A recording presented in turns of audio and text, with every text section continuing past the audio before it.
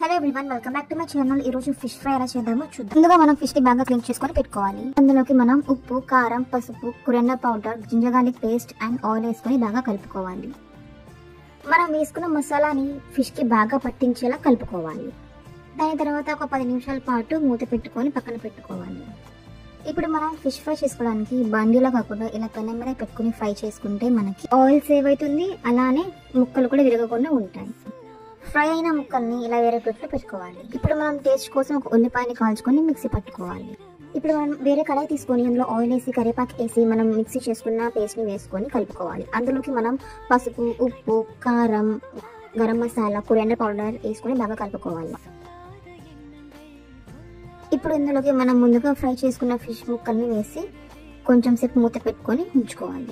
ఇలా చేయడం వల్ల మనం అన్నంలో కూడా కలుపుకొని తినొచ్చు. అంతే అండి, ఫిష్ ఫ్రై ఈజ్ రెడీ. మీరు కూడా తప్పకుండా ట్రై చేయండి.